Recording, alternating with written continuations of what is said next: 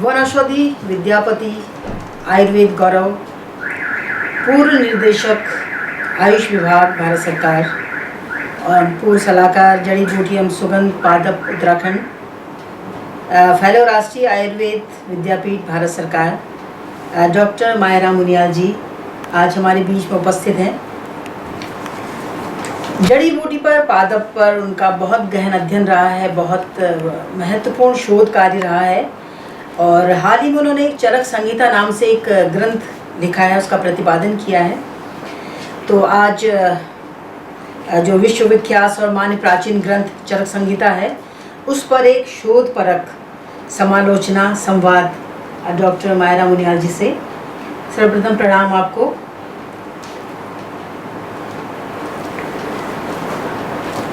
ये मैं आप जानना चाहूँगी कि आपने पादपों पर और ये विभिन्न उत्तराखंड की जड़ी बूटियों से संदर्भित बहुत महत्वपूर्ण कार्य किए हैं और अभी आपका चरक संहिता पर एक महत्वपूर्ण कार्य संपन्न हुआ है।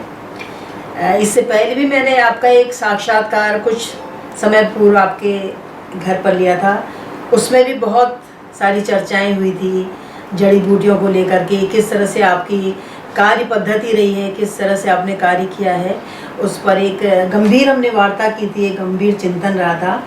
तो आज जो हम उपस्थित हैं, हम दोनों लोग यहाँ पर आज इस विषय पर बात करने के लिए उपस्थित हैं कि जो विश्वविख्यात सर्वमान्य प्राचीन ग्रंथ चरक संहिता है, उस पर आपका जो शोध परक समालोचना ग्रंथ निकला है, उस पर हम एक संवाद कर सकें। तो मैं ये जानना चाहूँगी कि जो सबसे पहले हम महर्षि चरक पर बात करते हैं। महर्षि चरक कौन थे, उनके विषय में आप बताइए। ओम सर्वे भवन्तु सुखिनः, सर्वे सन्तु निरामयाः, सर्वे भद्राणि पश्यन्तु मा कश्चित् दुःखात् भवेत्। ये जो मंत्र है जी, मंत्र का प्रयोजन है कि आपका मुख्य जो उद्देश्य है वो सफल होना। इसके बारे में मैं आपके सामने महर्षि चरक के जो ये किताब लिखी है, जिसका विश्वविख्यात सर्वमान्य चरक संहिता आयुर्वेद का जो ग्रंथ है, उस पर विवेचन, वो क्या उन्होंने अपने काम किया, किस तरह से उनका सोच थी, प्रकृति के साथ उनका किस तरह का संबंध था, जिसके आधार पर उन्होंने जीव जंतु मनुष्य प्राणी सबका अध्ययन करके और आयुर्वेद के द्वारा सब दुखी समाज के दुखों को दूर करने के लिए महर्षियों ने मिल करके चरक संहिता का निर्माण किया। मित्रों, आपको जानकर खुशी होगी कि चरक जैसा नाम है वैसा ही गुण होता है। चरबेति चरता, जो चलते रहो, पीछे मत मुड़ो, काम करो। जिसके लिए आप आए हैं, जिसके लिए आपको ये शरीर मिला है, उसमें जो आपका उद्देश्य है उसको पूर्ण करना चाहिए, उसमें पीछे हटने की ज़रूरत नहीं। इसलिए चरक का नाम भी उसी आधार पे उनका नामकरण किया गया।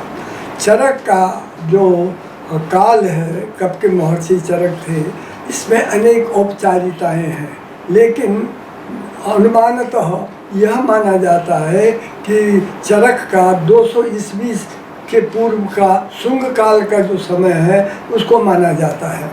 तो उस काल में जो हमारी वैदिक सभ्यता है, जो हमारा सनातन अध्यात्म है, वो ऋषि मुनियों के द्वारा ही सृजित हुआ। और महर्षि चरक ने जो लिखा है जो ग्रंथ, उसमें उन्होंने खुद कहा है कि यदि यहाँ से यन्यत्र यन्य स्थान से न तत्क्वचित। उसका भाव ये है कि चरक ने चैलेंज किया है, जो मैंने अपने जीवन में जो मैंने अर्जित किया है लोक से, समाज से, प्रकृति से, वो मैंने इस ग्रंथ में पूरा समावेश किया है। पूरी जो डाइवर्सिटी है, जो जैविक विविधता है, उसको कैसे सुरक्षित रखा जाए, उसका क्या ज्ञान है, जड़ी बूटियों से लेकर पशु पक्षियों से लेकर जीव जंतुओं से लेकर वनस्पतियों से लेकर के खाद्य सामग्रियों से, जो हमारे वैदिक जो अन्न है ऋषि मुनि खाते थे, वो सब इस महान ग्रंथ में उस महाविचारक ने तैयार किया। जी, जैसे उनका जन्म कहा गया है कि 2री शताब्दी ईसा पूर्व उनका जन्म निर्धारित किया गया है, तो उस काल में भी आप ये देखेंगे कि उस काल में और उनके साधना स्थली के लिए जो हमारा पौड़ी जनपद है उसमें चरक का डांडा है, ये स्थान के लिए कहा गया है कि वहाँ उन्होंने साधना की। तो ये जो क्षेत्र रहा है चरेक का डांडा या हमारा जो हिमालयन क्षेत्र रहा है, देवभूमि का क्षेत्र रहा है, तो यहाँ पर इतनी विभिन्न संपदा, विभिन्न जड़ी बूटियाँ और इनका अध्ययन, तो उस दृष्टि से ये बहुत एक महत्वपूर्ण क्षेत्र इसको कहा जा सकता है उत्तराखंड के बारे में। बहुत अच्छा आपने प्रश्न रखा, और खुद महर्षि चरक ने हिमालय का जो वर्णन किया है, जैसा मैंने भी कहा कि प्रकृति पुरुष का उन्होंने बड़ा उल्लेख किया, उसमें उन्होंने जड़ी बूटियों के बारे में औषधि नाम परा भूमि हिमवान शैल सत्तम, उन्होंने कहा कि औषधियों का, औषध कहते हैं जो हमारे दुख को दूर करे, दुख को निवारण करे, क्योंकि यही तो आयुर्वेद का प्रयोजन है कि स्वस्थ से स्वास्थ्य रक्षण आतुरस्य विकार प्रशमनम। पहले आप अपने को स्वस्थ रखिए, दैनिक चर्या, ऋतुचर्या, आहार विहार, खान पान, आपको रोगी ना हो। ये बहुत बड़ी चीज़ हमारे आयुर्वेद में है, क्योंकि आयुर्वेद जो है केवल चिकित्सा का विज्ञान नहीं है, आयुर्वेद तो जीवन दर्शन है, आयु का विज्ञान है कि हम जीवे में सर्वशतम, पश्चय में सर्वशतम, सुनयाम सर्व, हम 100 साल हमारे बाह्य आवरणों से जो है, बिना आवरण के, बिना चश्मा के, बिना कान के यंत्रों से, बिना हम सुन सकें, बोल सकें और स्वस्थ होकर के हम जीवन व्यतीत कर सकें, उसके लिए हिमालय को से जो ज्ञान मिला, जो चरक ने बताया, उसके लिए उत्तराखंड देवभूमि, जहाँ से ऋषियों ने महर्षि चरक के साथ जो थे 6 ऋषि आत्रेय, जगने, अग्निवेश, भेल, पाराशर, इन 6 ऋषियों ने हिमालय की गोद में बैठ कर के पार्श्वे हिमवते, उन्होंने जो है दुख दूर करने के लिए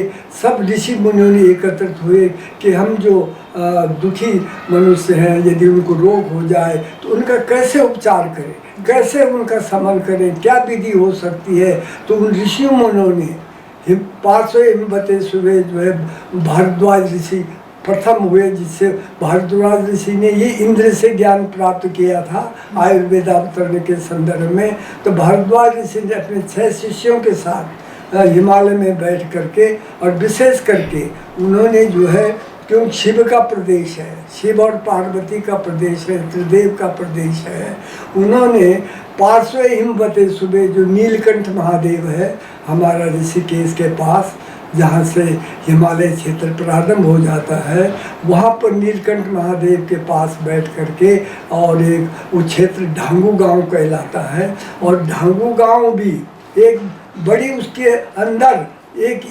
जीवन को आरोग्य की बात पड़ी थी कि उस गांव में ढांगू कहते हैं वृद्धावस्था, बूढ़ा हो जाना। तो बूढ़े लोगों को देख करके उनको दया आई वहाँ के उस काल के, कि उनका जीवन दीर्घायु कैसे बने, लॉन्गेविटी कैसे बने। इस तरह से उन्होंने जो है चरक डांडा जो है वहाँ पर उन्होंने, चरेक डांडा आज भी उस गांव का नाम है, वहाँ बैठ करके, मैं खुद वहाँ गया जब मैं मुख्यमंत्री खंडूरी जी के साथ सलाहकार था, तो उस समय उन्होंने वहाँ के जड़ी बूटियों की खोज के लिए क्या वहाँ पर हो सकता है मुझे भेजा, वहाँ के वैद्यों के साथ, वहाँ के ग्रामीणों के साथ, चरक डांडा के प्रधान था उनको साथ लेकर के पैदल हम लोग 8000 की ऊंचाई पर चरेक डांडा पहुँचे। वहाँ पर खरल भी मिले, खोदने पर उनको जो है पुराने कुछ चीज़ें मिली, कुछ टुकड़े हुए मिले जो आज भी वहाँ पे रखे हुए हैं, और उन लोग उसको मंदिर मानते हैं, वहाँ पूजा होती है और बड़े ढंग से वहाँ उत्सव मनाते हैं। और वो कहते हैं कि हमारे ये गुरु है, हमारा देवता है, उसको देवात्मा हिमालय जो कालिदास ने कहा है उसी को कहते हैं कि इस गुरु की हम पूजा करते हैं, हमारे वो है।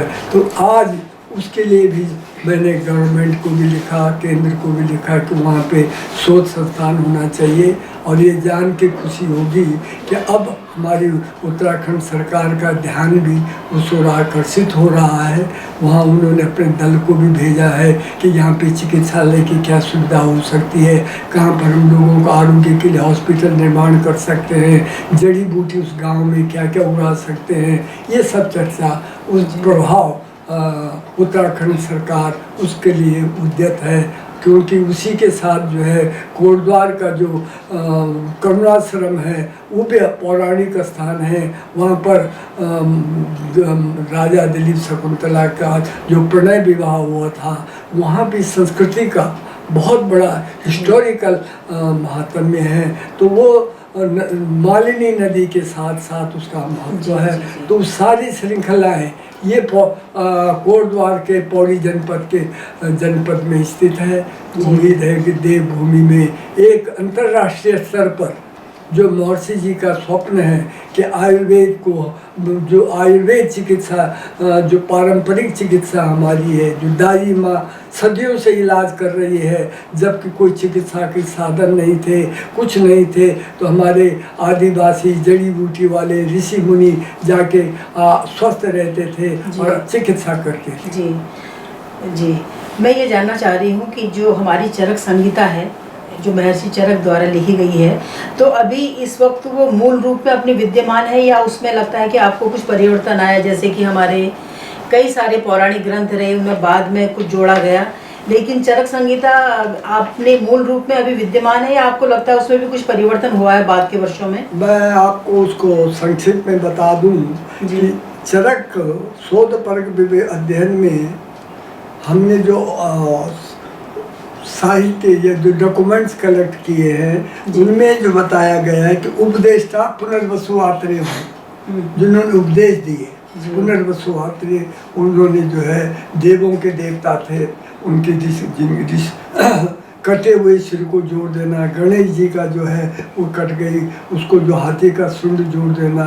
उस समय की इतनी शल्य चिकित्सा भी प्रमुख थी, और शल्य चिकित्सा के साथ साथ जो सुश्रुत संगीत है दोनों महर्षि हुई, एक आत्रेय संप्रदाय के हुए, एक जो धन्वंतरी संप्रदाय के हुए। धन्वंतरी संप्रदाय के महर्षि सुश्रुत संगीता का रचना किया। आत्रेय संप्रदाय की जो सस्य भेल, जतुकर्ण, पाराशर जो आदि ऋषि थे वो आत्रेय संप्रदाय के थे। आत्रेय संप्रदाय ने चरक संहिताओं के अनेक प्रकार की टीकाएं की, और उसमें जो ग्रंथ संस्कृता थे जो उसको अध्ययन किया, संस्कृता कहते हैं संस्करण, संस्कृता का शब्द संस्करण किया, उसको देखा। वो जो मैंने भी बताया कि ईस्वी 200 वर्ष पूर्व की शुंग काल कितना हिस्टोरिकल उस काल का माना जाता है। उसके बाद उसकी जो थी प्रतिसंस्कृता, चरक और अग्निवेश, ये ऋषि मुनि और ने उसको पुनः फिर उसको परिभाषित किया और अच्छा सुष्ठु रूप में लिखने की कोशिश की, लिखते रहे। उसको नई टीकाएं हुई। टीकाओं में आजकल जो है चरक की प्रमुख टीका चक्रपाणी टीका जो संस्कृत में है, गंगाधर टीका है। उसके बाद अनेक भाषाओं में वो अनुवादित किए गए, विश्व की सभी भाषाओं में वो अनुवादित चरक संहिता हुई। और इस तरह से चरक जो है के निर्माण में ये क्रम बनता गया, प्रतिसंस्कार होता गया, और जो मूल पुराने ग्रंथ थे वो भी हमारे देश में अनेक प्रकार के विध्वंसकारी अनेक देशों के, चाहे मुस्लिम पीरियड आया, चाहे ब्रिटिश पीरियड आया, इन्होंने हमारे उन संस्कृतियों को, नालंदा विश्वविद्यालय जैसे हमारे ग्रंथालयों को जला दिया, तो कई चीज़ें हमारी उपलब्ध नहीं हो पाई। लेकिन हमारे प्रतिसंस्कारकर्ताओं ने जो जी। कुछ उनके पास उपलब्ध था। जी, जी। उसके बाद उन्होंने इन चरक, सुश्रुत, काश्यप संहिता, हारित संहिता, इनका इन ऋषियों ने निर्माण किया। निर्माण किया। जी जी। जैसे नालंदा के लिए कहा जाता है कि इतना सारा साहित्य था, 3 महीनों तक उसमें उस विद्यालय में अग्नि जलती रही और कई बहुमूल्य पुस्तकें उसमें जलकर नष्ट हुई थी। तो जिस तरह से ये चरक संहिता आपने लिखी है, तो इसका आधार क्या है और किन ग्रंथों को आपने, मुख्य रूप से किन ग्रंथों को आपने इसके लिए लिया है? मैंने, क्योंकि मेरा विषय जीवन भर जो मैंने हिमालय से लेके और विंध्याचल क्षेत्र जो है और तो उससे लेकर के साउथ का जो प्रदेश है उनको उड़ीसा हो गया, आपका जो है बिहार हो गया, आपके झारखंड हो गया, जो निचले आदिवासी क्षेत्र हैं, बस्तर हो गया मध्य प्रदेश का, और हिमालय से लेकर जो मैंने जीवन भर जड़ी बूटियों का मैंने भारत सरकार केंद्रीय स्वास्थ्य मंत्रालय जो हमारा आयुष विभाग का जो संस्थान है उसमें जो मैंने अपने जीवन भर लगभग 40 साल से भी अधिक समय तक मैंने जो शोध कार्य किए हैं, उन शोध कार्यों के आधार पर मैंने जड़ी बूटियों पर उनका जो लुप्त हो चुकी है, जिनमें संदिग्धता है, अनेक देश देशांतर से कोई किसी जड़ी बूटी को लेता है, कोई किसी जड़ी बूटी को लेता है। आज हमें शोध की ज़रूरत है, हमें आधुनिक तकनीकी ज्ञान की ज़रूरत है। उसके कोऑर्डिनेशन से मैंने जो है अनेक प्रकार की दिव्यौषधियों का, संदिग्ध वनौषधियों का, जो हमारी आयुर्वेदिक फार्माकोपिया में जो औषधि निर्माण में जो जड़ी बूटी काम आती है, उनकी सही पहचान के लिए मैं अपने जीवन भर काम किया, ग्रंथ लिखे। काफ़ी मेरे करीब 20 के करीब मेरे जड़ी बूटी विषय की मेरे ग्रंथ प्रकाशित हुए। छात्रों को उसकी पहचान कैसे करें, क्योंकि छात्रों को प्रैक्टिकल का ज्ञान आसान उपलब्ध नहीं होता है। उनको भी जड़ी बूटियों की पहचान की दिशा में हम सचेष्ट हैं, काम कर रहा हूँ। आज भी मैं आयुर्वेद विश्वविद्यालय और अंतर्राष्ट्रीय संस्थान दिल्ली में, और जो हमारा उत्तराखंड का जो आयुर्वेद विश्वविद्यालय है, कुरुक्षेत्र का जो आयुर्वेद विश्वविद्यालय है, मेरा बराबर संपर्क है। वहाँ से मेरी टॉक्स होती है बच्चों के साथ, और उन्हें कोशिश करता हूँ कि आप जो है आयुर्वेद को, यदि हमको विश्व गुरु आयुर्वेद का यदि बनना है, जो मोदी जी का मन की बात से लेकर के जो डेडिकेशन है, भारत का जो उज्जवल होना है, उसके लिए मेरा संकल्प है, मेरा दृढ़ निश्चय है कि मैं उस काम को कर सकूं और करने की कोशिश करता हूं। जी, आपने जैसे ये बहुत ही महत्वपूर्ण कार्य किया है चरक संहिता को लिख करके, तो अब इसके बारे में आप आगे क्या चाहेंगे कि किस तरह से ये चीज़ें समाज तक पहुँचें? क्योंकि लिखा बहुत कुछ जा रहा है, समाज में आ रहा है, लेकिन उसका किस तरह से उपयोग हो, वो चीज़ें किस तरह से समाज में आएँ जिससे ये चीज़ें प्रचारित हों, प्रसारित हों और समाज इससे लाभ प्राप्त कर सके, तो हमारी दृष्टि किन की ओर जाती है? मुझे ये कहते हुए थोड़ा दुख भी लगता है और मानसिक कष्ट भी होता है। हमारी जो संस्कृति है वो संस्कृत है, और कितने साल हो गए कि इस देश की राष्ट्रभाषा हिंदी होगी, इस देश की हमारी राष्ट्रभाषा हिंदी होगी या प्रादेशिक भाषा होगी। हम जितना कुछ विचार संस्कृत के गूढ़ अर्थ है, निगम है, निगम जो है सांख्य और वेद से जुड़ा हुआ है।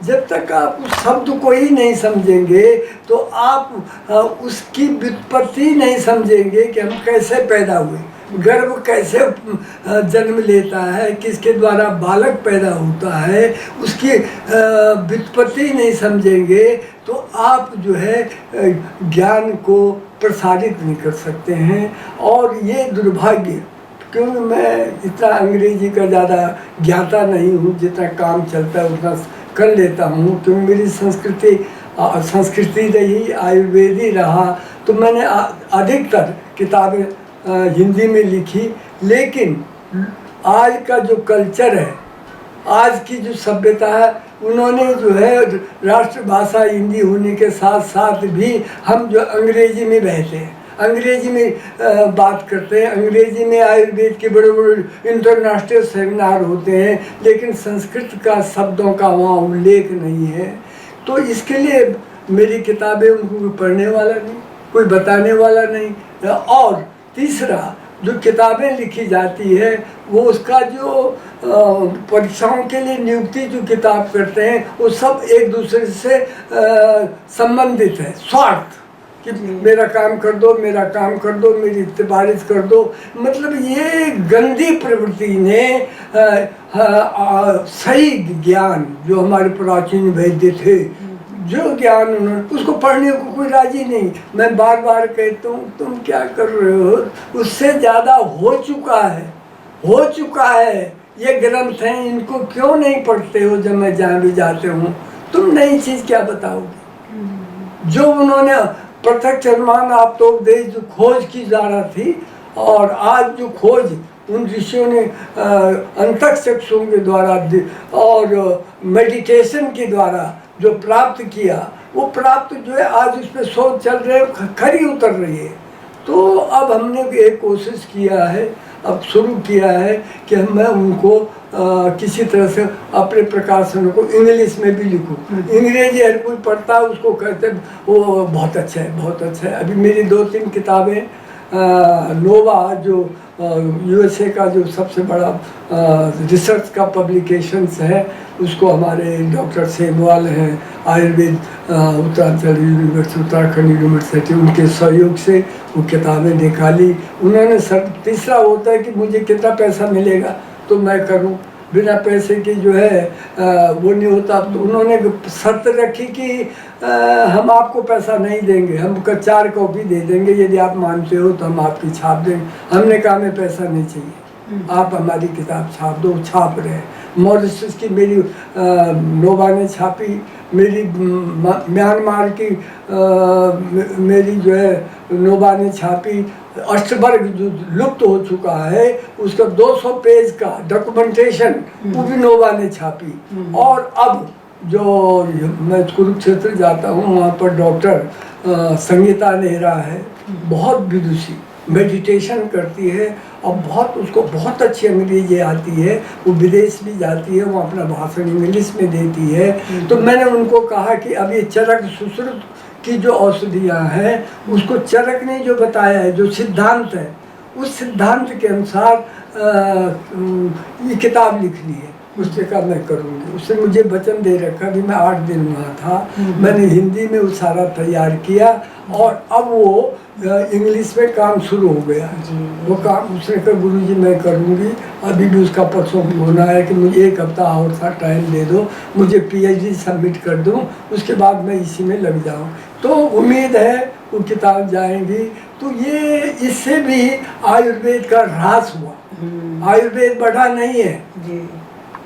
आयुर्वेद को लोगों ने एक व्यापार बना दिया है बुरी तरह से। पैसा खाओ, कहीं खाओ, ये किसी तरह से हर्बल करके जो है आयुर्वेद का बेसिक कॉन्सेप्ट जो चिकित्सा का है वो भी खराब हुआ। जो औषधि निर्माण का जो तरीका था, हम कहते हैं इसको आधुनिक विज्ञान को आयुर्वेद के मौलिक सिद्धांतों से मिला करके जब तक आप काम नहीं करेंगे तब तक जो है वो तो सारा शोध करके तो मॉडर्न ले जाएगा। आपको क्या मिला? हम अपने सिद्धांत को पुष्ट करें उन ऋषियों की चीज़ को।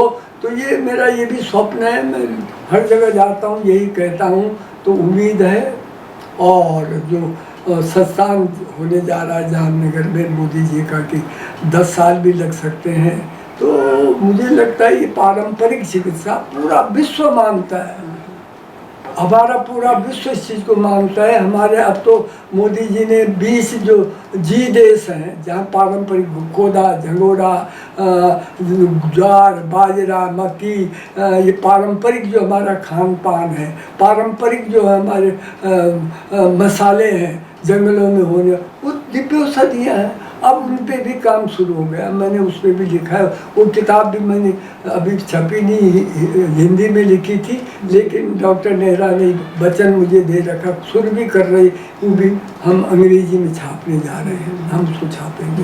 हम जो है कोरोना, हमने कहा कोरोना को आयुर्वेद का, वो कहता है कि जो दोष विज्ञित हो सके, संसार में कोई भी रोग ऐसा नहीं जिसको आयुर्वेद से नहीं ठीक कर सकता।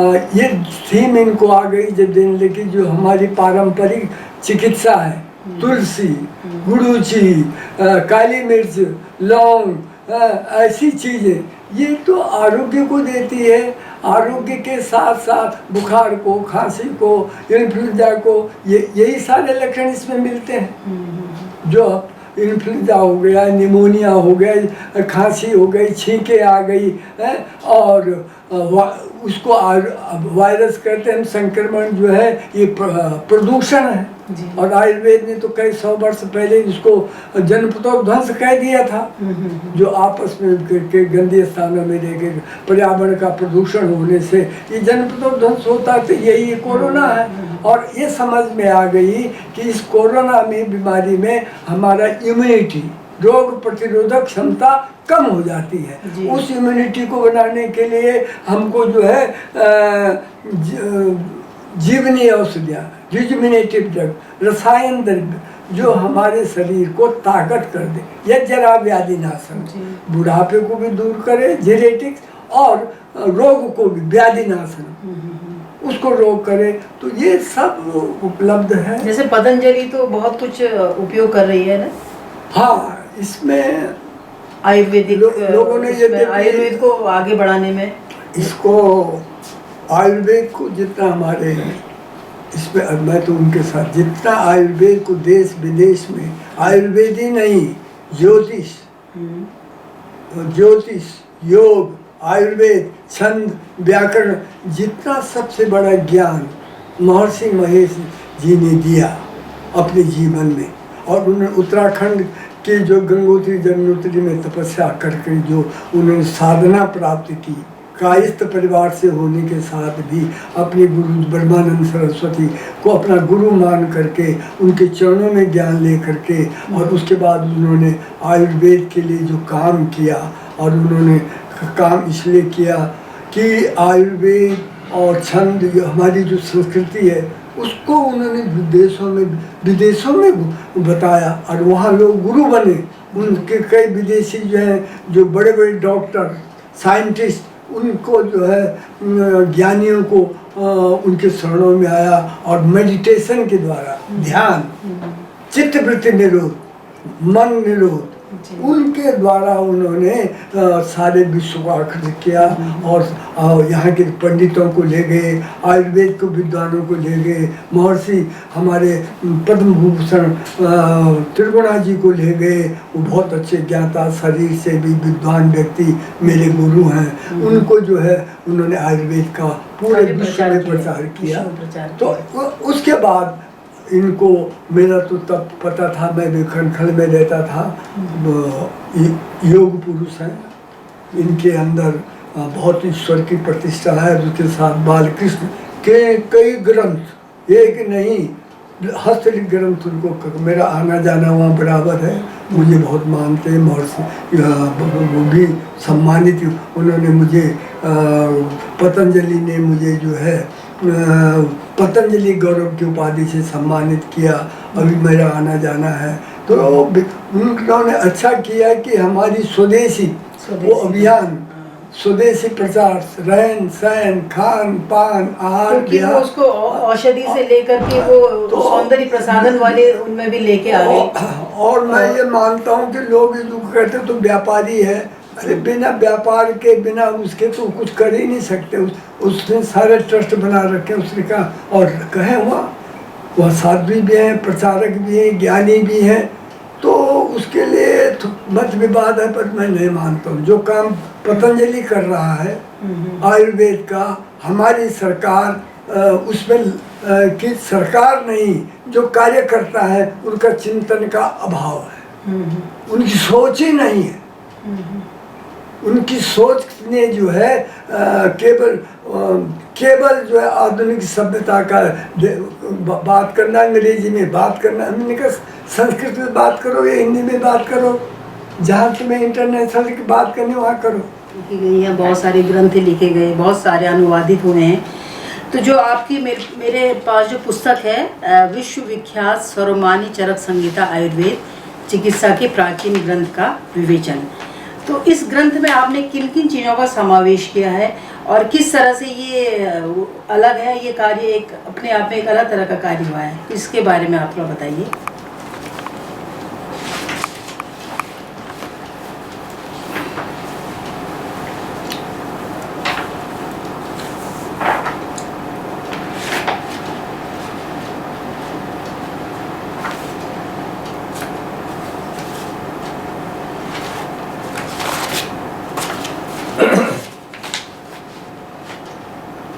आपने विश्वविख्यात चरक संहिता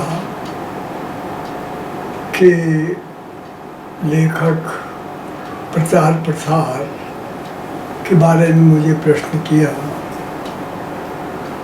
मैंने जैसे चरक का ही है, किताब का हेडिंग है विश्वविख्यात सर्वमान्य जी। चरक संहिता आयुर्वेद चिकित्सा का प्राचीन ग्रंथ, विश्वविख्यात।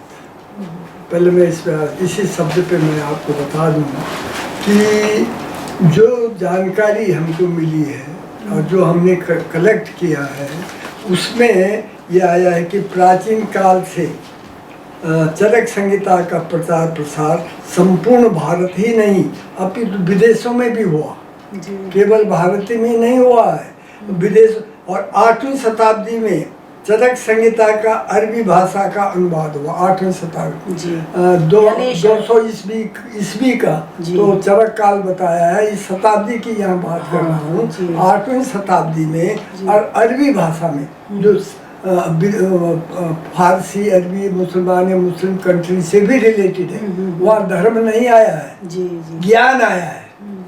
उन्होंने ज्ञान को उसको जो है 8वीं शताब्दी में उसका अनुवाद किया गया और अनुवाद हुआ। उसके बाद फेरिहिस्ट, एक अंग्रेज विद्वान है, फेरिहिस्ट ने कुछ रूप में संस्कृत के अतिरिक्त सभी भारतीय भाषाओं ग्रंथों का भाषांतर किया।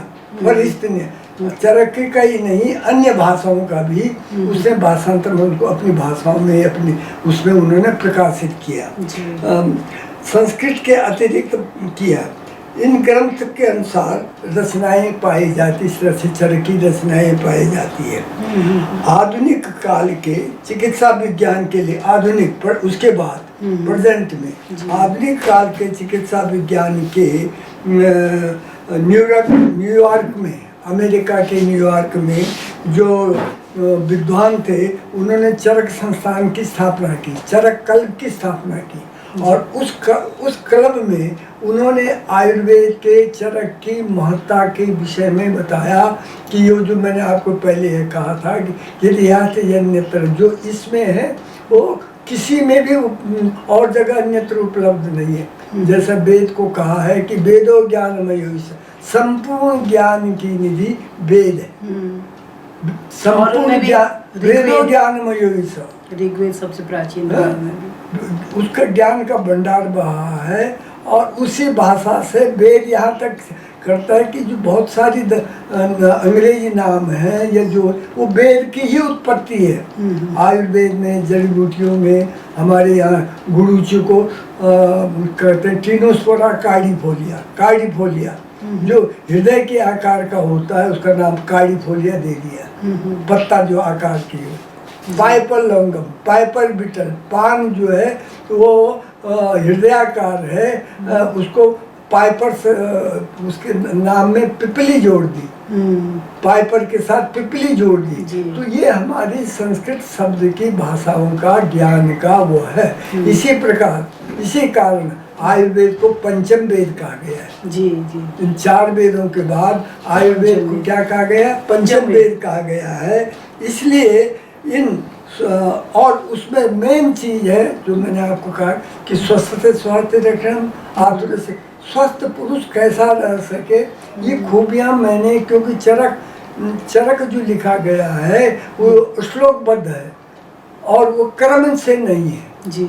वो क्रमबद्ध नहीं है। कोई श्लोक कहीं पर आ गया, कोई श्लोक किसी अध्याय में आ गया, कोई और आजकल उसको सिमेट्री होनी चाहिए, हर विज्ञान की सिमेट्री से वो आना चाहिए। तो उस सिमेट्री को जानने के लिए मैंने इस चरक में अध्यायों की गणना की, कितने अध्याय हैं, कितने सूत्र स्थान हैं, उन स्थानों में कितने श्लोक हैं, क्यों और कहाँ कहाँ पर वो आए हैं। वो एक जगह उसको आया है। चरक तो विशाल ग्रंथ है, तो आप एक जगह देख सकते हैं दीर्घजीवनी अध्याय कहाँ है, कौन सा अध्याय में आप इसको देख लेंगे। खान पान का कौन सा अध्याय है, आहार विहार का कौन सा अध्याय है, जड़ी बूटियों का कौन सा अध्याय है, मिश्र वर्ग क्या है, दिव्यौषधि क्या है, इसको देख के आप उसको वहाँ निकाल सकते हैं। आप पूरा जो है एक तो संस्कृत में है, संस्कृत के श्लोक है, तो उनको मैंने हिंदी भाषाओं में इसको जो है एक तो क्रमबद्ध तरीके से किया आपने, एक तरह सूची पत्र की तरह जानकारी, इसको यहाँ पर ये है, इसको यहाँ पे है, और विवेचना भी की कि इसके बारे में अपने विचार भी दिए। तो ये खूबी जो है मैंने बनाया है जी। तो कितना वर्ष का समय लगा आपको इसके लिए? मेरा तो अध्ययन तो वैसे तो मेरे जब से मैं पढ़ता हूँ, तो जब से पढ़ा तभी से मेरे को तो इसमें डिस्टिंक्शन तक। चरक में मेरे गुरु लोगों ने चैलेंज किया, जो मेरा बाइबल लेने आया चरक का, तो उन्होंने जानते थे मैं संस्कृत का संस्कृतज्ञ हूँ, तो चरक का इंटरव्यू लेने बनारस से आए BHU से, तो हमारे गुरुजी कहने लगे हम कहीं पूछें कि इनसे आप क्वेश्चन बाइबल लीजिए इनका। मैंने कहा ले लियो। तो चैलेंज के साथ मैंने उसको स्वीकार किया, और वो एक बात पूछता था, मैं उसके 10 कोटेशन संस्कृत में जवाब देता था। उन्होंने मुझे 100 में से 95 नंबर प्रैक्टिकल मुझे दिए, और जब परीक्षा में भी मेरी डिस्टिंक्शन चरक में आई, विशेष योग्यता, विशेष योग्यता के साथ चरक और सुश्रुत का जो ENT है, उसमें मेरी फाइनल में जो है विशेष योग्यता के साथ मुझे जो है सर्टिफिकेट है मेरे पास। तो ये खूब, तो आपको जैसे इतनी योग्यता थी आयुर्वेद के बारे में और पूरे ग्रंथों के बारे में, तो आपका जो टैलेंट है उसका कितना सदुपयोग हो पा रहा है, कितना उस चीज़ को लिया जा पा रहा है? नहीं किया गया। मैंने बताया तो कि क्यों इस संस्कृत को और हिंदी को आसानी से कोई पढ़ता नहीं। मैंने जब आयुर्वेद पढ़ा, इंटीग्रेशन था, सारी किताबें अंग्रेजी में थे, मैं ढूंढ के जो संस्कृत के इधर उधर से रचना विज्ञान, क्रिया विज्ञान, त्रिदोष विज्ञान है, उनको अंग्रेजी शब्द लोगों के लिखे रहते थे, तो मैं उनको भी समझता था हिंदी का। तब मैंने परीक्षा पास की। इसमें अनुवादीकरण थोड़ा आसान होगा इसमें, क्योंकि संस्कृत के शब्दों का ज्यादा प्रयोग है। रात दिन ये आ रहा है, लेकिन कर नहीं रहे, क्योंकि ये थोड़ा मुश्किल भी होगा। अनिवार्य कर दिया इन्होंने, लेकिन केवल जो छात्र BSc करके या इंटर साइंस करके आयुर्वेद पढ़ने आता है, उसको प्रथम वर्ष में केवल संस्कृत का थोड़ा बहुत पढ़ाने, थोड़ा बहुत नहीं बहुत है, लेकिन उसको बढ़ाना चाहिए। उसको विद्यार्थी को आगे चिंतन करना चाहिए, साहित्य पढ़े, संस्कृत का व्याकरण पढ़े। आजकल तो व्याकरण हर चीज़ आसान हो गई, लेकिन पढ़ने वाला चाहिए। MSc जो संस्कृत में MSc करता है व्याकरण से, वो पूरा विद्वान हो जाता है, PhD करता है। तो चिंतन का विषय है, अध्ययन का विषय है। तो आपकी दृष्टि में अगर मैं ये जानना चाहूँ कि आयुर्वेद आज के समाज में, आधुनिक समाज में किस तरह से ये हमारे लिए बहुत महत्वपूर्ण हो सकता है? और अब ये अनुभूति हो गई है जी, इतने थपेड़ों के बाद, और कुछ हमको, क्योंकि सरकार से प्रोत्साहन बिल्कुल नहीं मिलता था अंग्रेजों की, तो ये पॉलिसी थी कि ये चिकित्सा विज्ञान आगे न बढ़े। और जब 200-250 साल में ये आए, तो इन्होंने केवल एलोपैथ और इसको दबा के रखा। हमारे जाति, धर्म, संस्कार कुछ होने नहीं दिया, और ये बेईमान सरकार थी। कांग्रेस आई, इसने आज तक कहीं भी धर्म और उसके लिए दान दे दो, जैसा कि इनको भी दे दो, नहीं तो चिल्लाएंगे। तो ये प्रवृत्ति रही इसे। अब लेकिन आँख खुली, जो आ रहे हैं वो कोशिश कर रहे हैं, ध्यान भी आकर, तो निश्चित ही परिवर्तन से सुधार आएगा, मुझे पूर्ण विश्वास है। तो आने वाले जो वर्ष होंगे वो आयुर्वेद के लिए महत्वपूर्ण होंगे। हमारे आयुर्वेदिक स्नातक जब कोऑर्डिनेशन उभय ज्ञान, क्योंकि यदि हमको आयुर्वेद का उन मूल सूत्रों को पढ़ना है तो आजकल जो बायोडाइवर्सिटी है, जो भौतिक विज्ञान है, उस विज्ञान का सपोर्ट, सहायता, क्योंकि वो साफ है, वो दर्पण बन चुका है, अभी इसका दर्पण नहीं बना है, क्योंकि गूढ़ों में रहा, उसके वो गहन अध्ययन हमारे लोगों ने, विद्वानों ने किया, लेकिन किताबों तक सीमित हुआ, वो समझ ही नहीं आई उनकी। तो अब जो है वो लोग हमारे स्नातक जो अच्छे निकल रहे हैं, पीएचडी कर रहे हैं, शोध कर रहे हैं, अब कुछ अंतर जरूर आया है और आएगा। जी जी आएगा, क्योंकि सरकार, सबसे बड़ी चीज़ तो सरकार गुरु शिष्य वाली बात है, गुरु शिष्य परंपरा। गुरु शिष्य को तैयारी नहीं करेगा तो शिष्य कहाँ से होगा? गुरु की तरह ज्ञान नहीं होगा तो अंधा है, गुरु तो प्रकाश देता है ना। जी जी जी। तो हम यही कहते हैं कि गुरु को भी और इस तरह की डेडिकेशन, गुरु और शिष्य में साध्य और साधक, ये भावना बन रही है, कुछ कर रहे हैं। मैंने तब एक लड़की देखी, पटियाला वहाँ गया था, उसने केवल BIMS किया उस लड़की ने। वो संगीता नेहरा ने उसको बुलाया, बड़ी वो 500 पेज में उसने पंचकर्म चिकित्सा लिखी। अच्छा। और केवल BIMS है, और इतनी अच्छी उसकी अंग्रेजी है, इतनी अच्छी, ताकि अंग्रेजी में विद्यार्थी बहुत जल्दी पढ़ता है। मेंटलिटी तो ऐसी है। तो अब वो भी मेरे साथ जुड़ गई, मेरे साथ राज्य वो काम कर रहे हैं, क्योंकि समय के साथ तो चलना ही होता है ना, आगे बढ़ना है तो अब मैंने कहा उसको यही कहता हूँ कि उसमें आयुर्वेद के मौलिक शब्दों को मत भूलना, उनको साथ डालो। आयुर्वेद का जो मौलिक शब्द है उसको भी उसके साथ जोड़ो। जी, वो रहना चाहिए, जरूरी है वो तो, उसके मौलिक शब्द रहना चाहिए। जी, जब आप ट्रीटमेंट लिखते हो, चिकित्सा, कितनी रोगक है, ट्रीटमेंट से क्या है? ट्रीटमेंट तो कोई भी ट्रीटमेंट है। हाँ। वो उस शब्द को नहीं बता रहा है।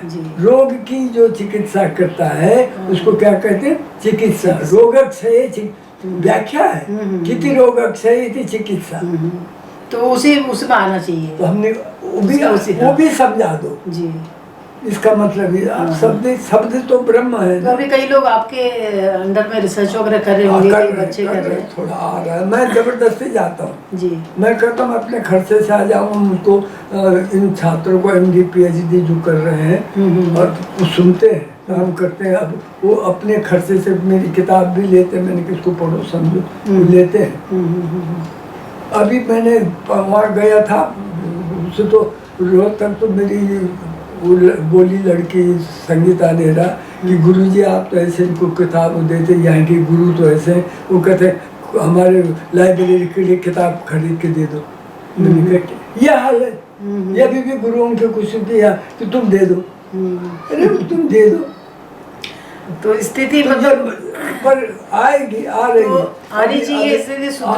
फर्क है ना। अभी ऑल इंडिया आयुर्वेद की जो थी, इसको भी बोला है, उन्होंने कहा डॉक्टर साहब आप पैसे ऐसी किताब क्यों देते हैं, हम आपको किताबें हम खरीदेंगे, आप क्यों देते रहते हैं।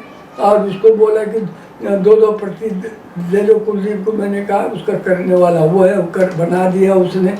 रोता जो मेरे साथ जुड़ा हुआ है आदमी होशियार है, योगी भी है, बहुत काम उसने मेरे साथ किया, बहुत काम किया।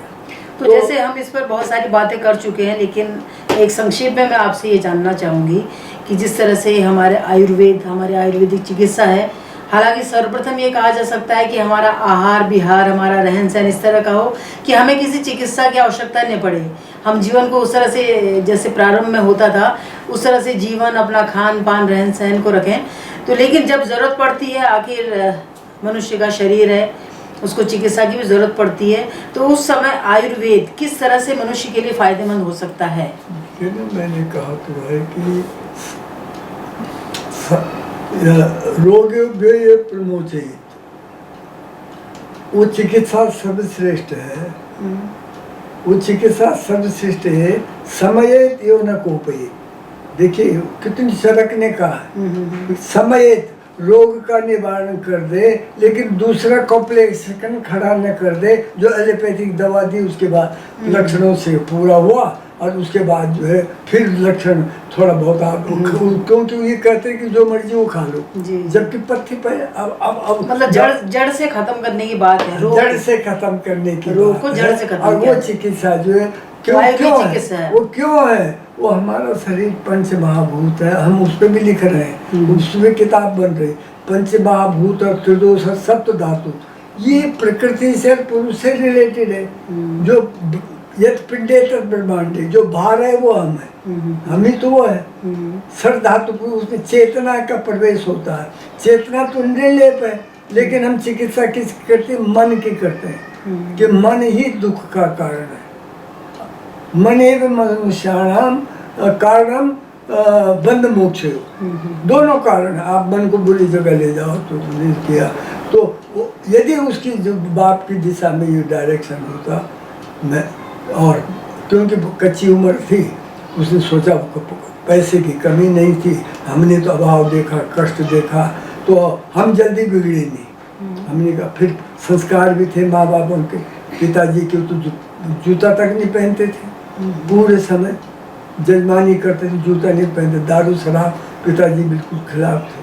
उन्होंने बकरी मारना, बलि देना उसके खिलाफ थे। सुपारी से, खरबूजा से, गिदाड़ू से इनसे बलि कराई कि इसकी बलि देनी देवी की, लेकिन काटो मत।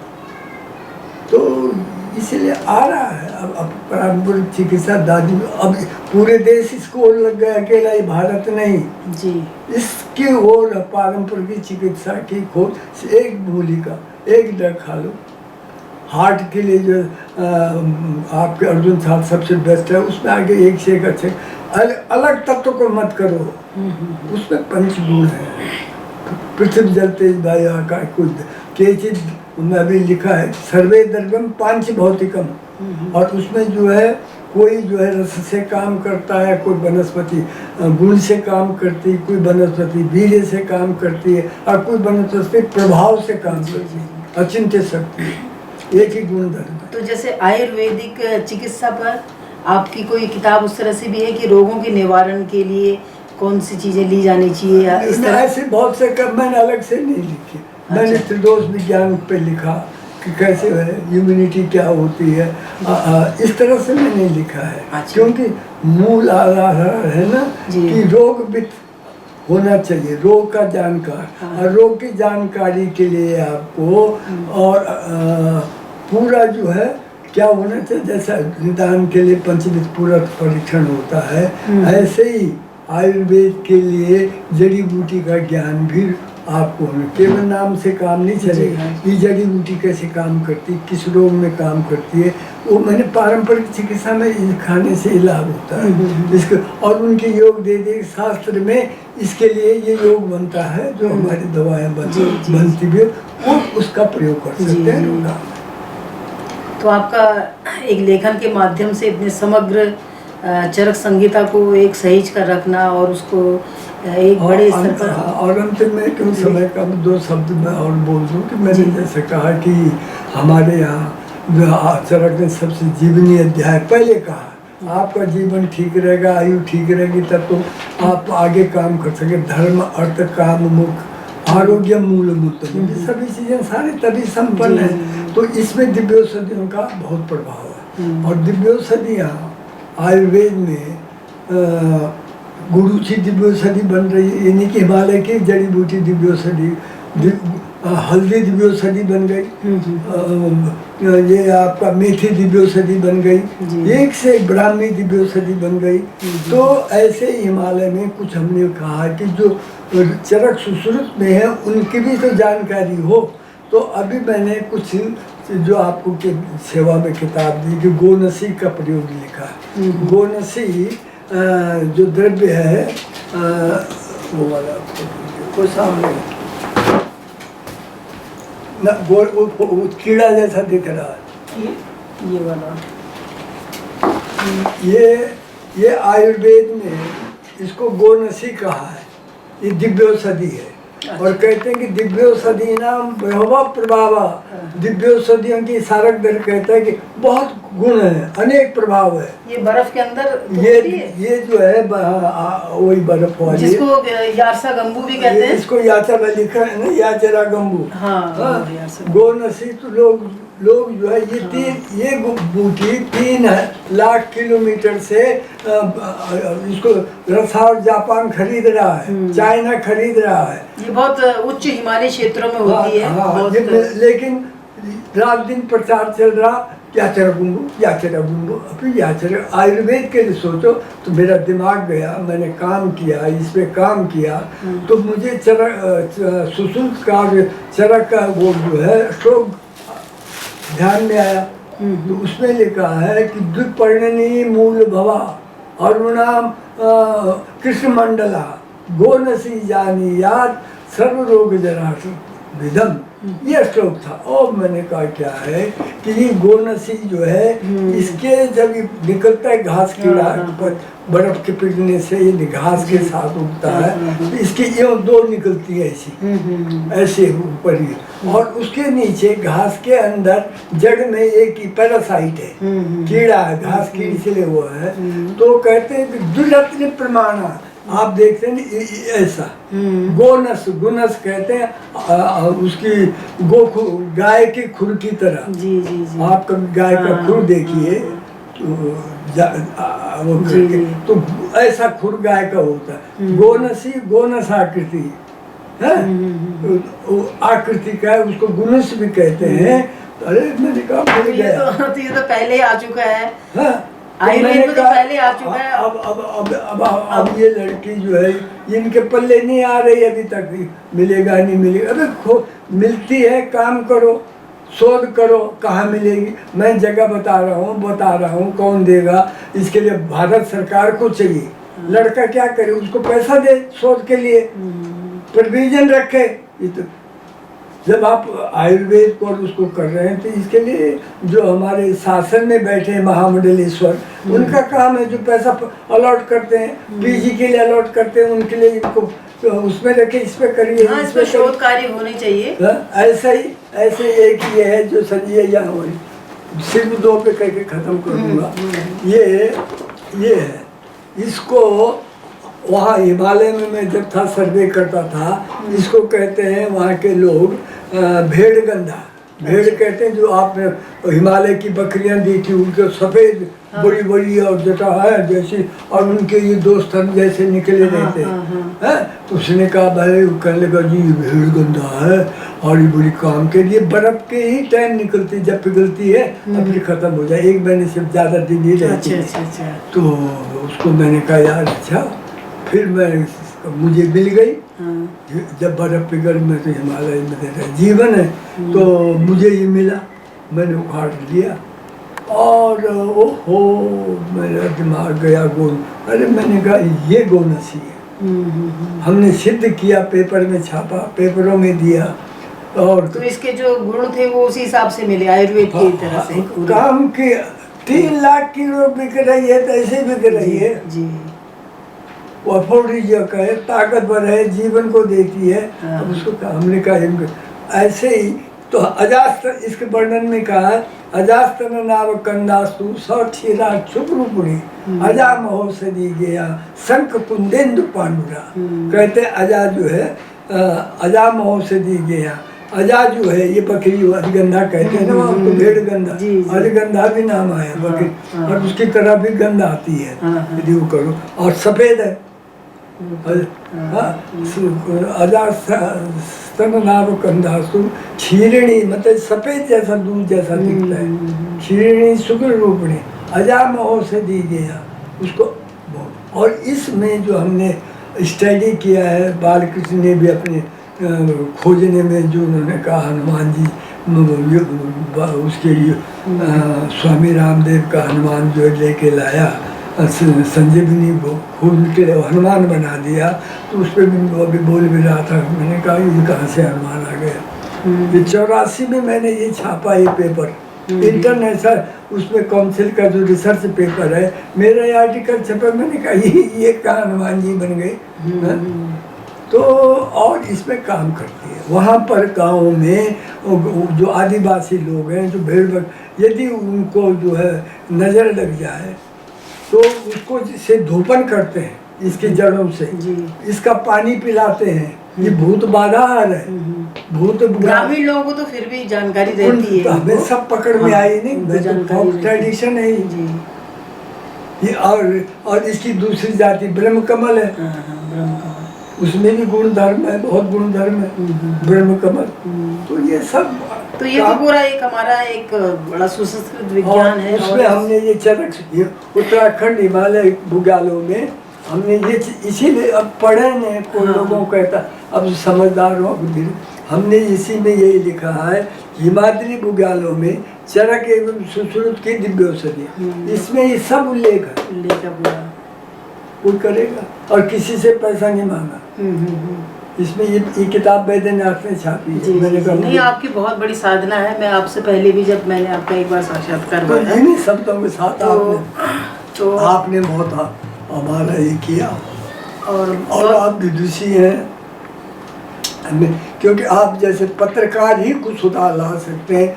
सच्चाई को बोलना चाहिए, सत्यम बुरियात, उसमें किसी को बुरा लगे प्रियम बुरियात, उसको गठ और उदाहरण के साथ बोले, प्रमाण के साथ सत्य बोले, उसको प्रमाण के साथ बोले, बिना प्रमाण के नहीं तो आप कोई मानेगा नहीं। बिल्कुल। तो मेरा ही मानना है, जो बोलना है उसके प्रमाण भी तो होना चाहिए। बताओ क्यों, कहाँ। जी। तो चरक संहिता पर बहुत अच्छी आपसे चर्चा रही, बहुत कुछ सीखने को मिला, और हमारी हिमालयी जड़ी बूटियों के बारे में, चरक संहिता के विषय में आपने बहुत व्यापक रूप से अपने विचार रखे। इसके लिए आपका बहुत बहुत शुक्रिया और बहुत बहुत शुभकामनाएं मैं आपको देती हूँ।